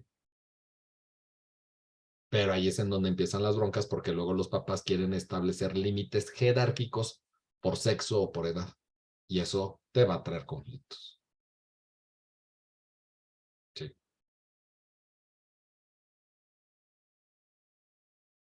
Dudas. Incluso que en este ejemplo, donde Isabel tiene esos roles negativos, permite que los demás adopten roles, vamos a llamarle así, positivos. Sí, nadie puede jugar el mismo rol. Nadie. De hecho, ahí es a donde voy, Dore.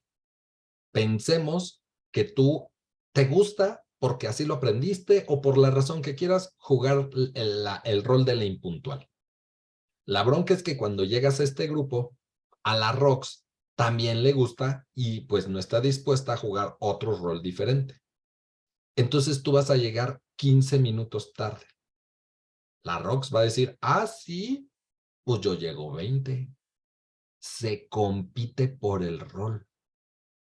A tal grado que tú vas a decir, sí, pues yo media hora. Y la Rox va a decir, sí, pues yo llego hasta la hora. Hasta que entonces pasan principalmente dos cosas. Una de las dos renuncia al rol permitiéndose jugar otro rol diferente, o alguien abandona el grupo y posteriormente cuando le preguntan, oye Rox, ¿y por qué dejaste la licenciatura en psicología? Es que el grupo no se adecuaba a mis necesidades. Es el pretexto perfecto para decir que yo soy quien no se permitió jugar roles diferentes a los que ya estaban ocupados. O que no sé hacer, o sea, no sé ser otra No sé hacerlos, pero tampoco estoy dispuesto a aprenderlos porque realmente pues no nacemos sabiéndolos, se va aprendiendo en la marcha. Se van aprendiendo en la marcha. Sí.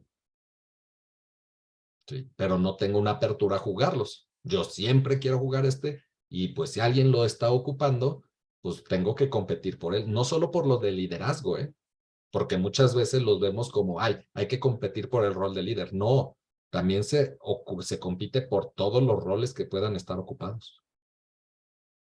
Sí. Por eso lo sano sería que pues el jefa de grupo se vaya turnando materia por materia o semestre por semestre, pero un jefe de grupo para toda la carrera, no, bueno, pues ya es más que patológico ese sistema. Sí. Perdón, Carlos, entonces, por ejemplo, un director de colegio que ya lleva años, no es muy sano. No. Ya lleva 6 o 10 años, 15 años. No, incluso, pues igual, en una parroquia, en la congregación, el padrecito que lleva ahí, pues su puesto vitalicio, pues no es nada sano. No es nada sano, sí. Porque entonces realmente no permite un dinamismo, un movimiento, un crecer, ¿sí? Y pues va a querer seguir educando desde los parámetros establecidos o formando o transmitiendo una educación desde pues sus creencias de 1920, ¿no? Sí. Y va a estar en su púlpito de espaldas hablando en latín. No, pues no, imagínate, ¿sí? Necesitamos un cambio porque al fin de cuentas el sistema se mueve. El de la parroquia igual no se quiere mover, pero el de la sociedad sí. Sí. Entonces, para que ustedes comprendan que no solamente es un sistema micro de mi familia, mi trabajo, sino es un sistema más grande que tiene que ver con el hecho de a nivel social. Antes de darle la palabra a Isabel, pues ahí es en donde comprenderemos que llega una pandemia que no es ni buena ni mala, ni bonita ni fea, sino que simplemente a nivel macro es un factor de entropía para generar un movimiento. Que no nos guste, eso es punto y aparte. Las guerras es lo mismo. No estoy de acuerdo con ellas ni las voy a promover, pero son factores de un sistema macro para generar la entropía. ¿Sí? Por default, por eso es que es muy delicado tocar estos temas si no me comprenden, necesitamos de gente jodida para poder fundamentar nuestra labor de ayuda. Si no hubiera gente jodida, no existiría yo. Necesitamos adictos para justificar la existencia de clínicas de adicciones. Por default, si ustedes creen que las clínicas de adicciones ayudan a los adictos, pues ¿cómo te explico? Porque si no hubiera adictos, no habría clínicas de adicciones. Son parte del sistema que van generando un movimiento para que entonces se pueda justificar mi existencia. Isabel. Va en relación a eso que estás diciendo, lo social. Porque, por ejemplo, cada movimiento genera un caos, pero ¿hasta cuánto caos se puede soportar una sociedad? Porque ahorita estamos viviendo infinidad de caos, ¿no? Porque hay movimientos rapidísimos en este momento que, digo, seguramente en otras generaciones se ha dado, pero particularmente en vamos, que si una pandemia, que si la tecnología, que si quién sé qué, que si qué. Entonces son demasiados movimientos que generan un caos. Sí. ¿En algún momento llega a desbordarse este caos? No.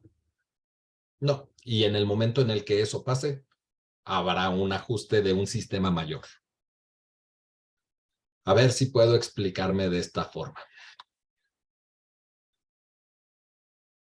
Llega López Obrador a la presidencia. Perdóname que te interrumpa, Carlos, pero esto también, por ejemplo, lo bajo a una familia y digo, bueno, a lo mejor este hijo que está cambiando me está generando un caos y luego este otro también, y este otro, y de plano me vuelvo loca como mamá porque ya no pude con pero tanto sigues huerto viva, que... pero sigues viva. Ahí voy, espérame, aguántame, porque me da tiempo. Puedo estar de acuerdo o puedo estar en completamente desacuerdo. Puedo estar apoyando o puedo estar pues juzgando y criticando todo lo que está haciendo y desmadrando al país. Pero a pesar de lo que haga esta persona, el sistema sigue ahí.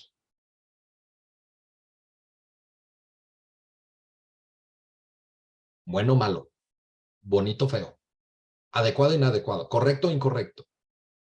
México sigue existiendo. Nos guste o no.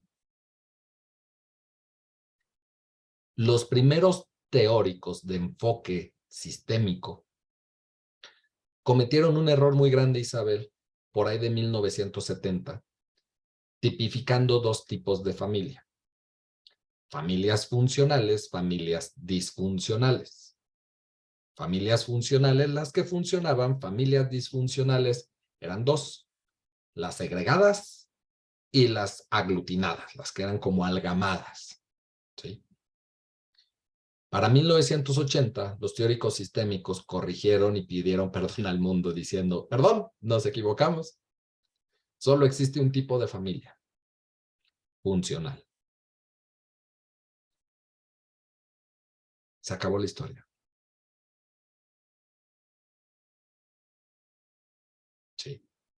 Porque cuando un sistema no funciona, desaparece. Y mientras tu familia no desaparezca, siguen siendo familia. No hay familias disfuncionales. No hay relaciones tóxicas. Así funcionan. Y cuando ya no puedan ajustarse, tronarán.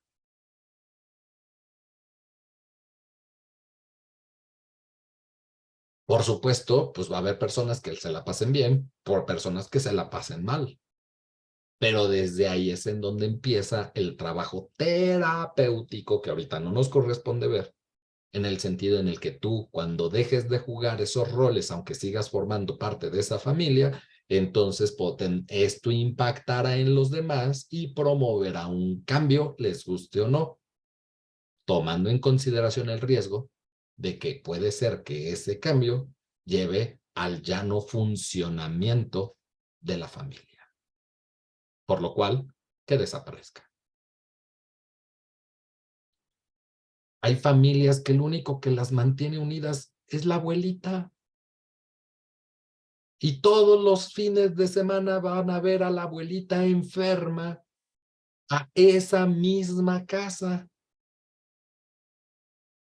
Y el día que la abuelita fallece, casualmente, ¿sí? No sé si se han percatado, la tía solterona que vive en esa casa con la abuelita es la que se enferma y a veces hasta de la misma enfermedad de la abuelita. Haciendo que el sistema siga unido visitando esa misma casa. Pero si esa tía solterona dice, hasta aquí no más y se va, en una de esas deja de existir familia y ya no tienen para nada para qué reunirse en esa casa. No sé si me van siguiendo con los ejemplos.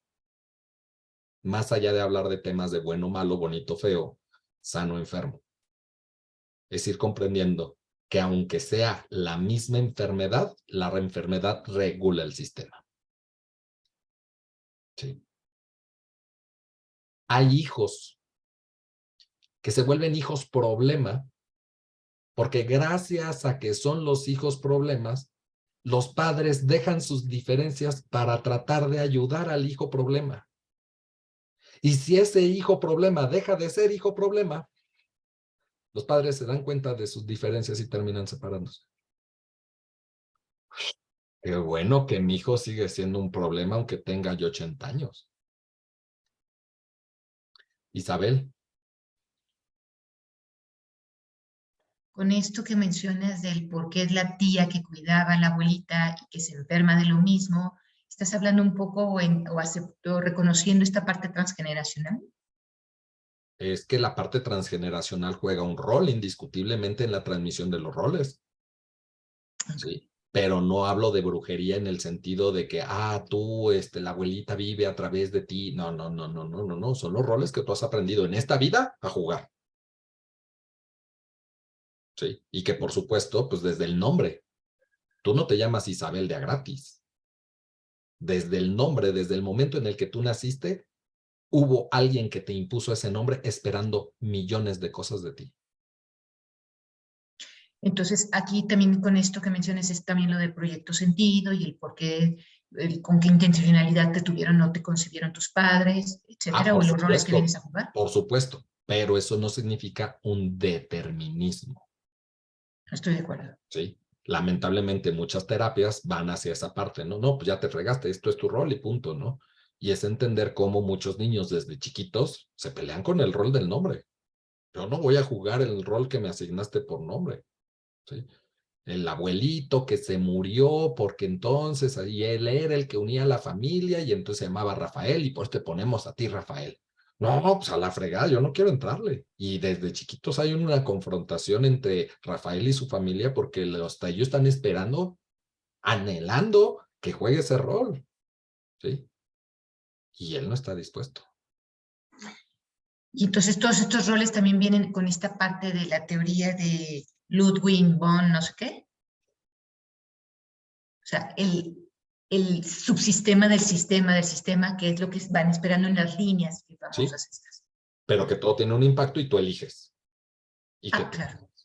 pero que eso que esperan también esté influyendo en ti, indiscutiblemente.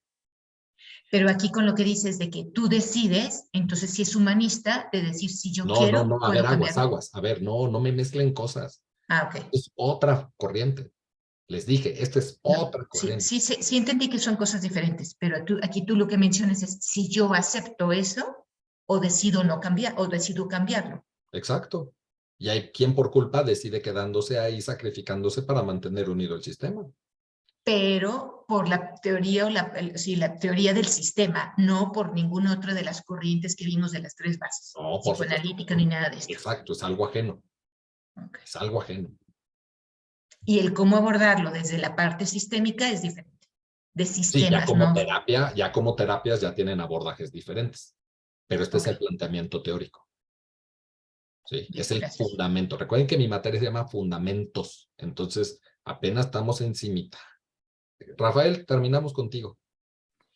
Solamente es preguntar si hay algún libro sobre esto, sobre reglas sistémicas o algo así que estén fundamentadas o algo, o no sé si no se hablan de reglas. Pues mira, de entrada, yo lo que te invitaría es directamente a adquirir el libro de Teoría General de los Sistemas, de Ludwig von Bertalanffy. De entrada, esto te va a ayudar para poder comprender estas reglas, por decirlo, desde lo que él va planteando como funcionamiento de los sistemas. Pero indiscutiblemente ya esto, cómo se aplica a la psicología, ya hay muchos libros que pues hablan de terapia familiar que retoman estos fundamentos. Déjame ver si encuentro la referencia ahorita de un libro, ¿sí? Y regálame un minuto. ¿Sí? Déjame ver si todavía está vigente en el sótano o si ya lo descontinuaron, si está vigente en el sótano. Te paso de una vez el dato.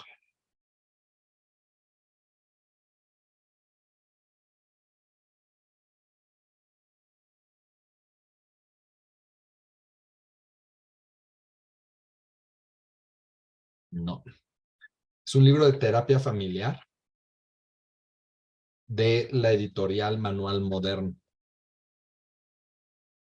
Pero te quería dar el nombre del autor y no lo tengo ahorita a la mano. Aquí está, ya lo encontré. Dame un minuto más.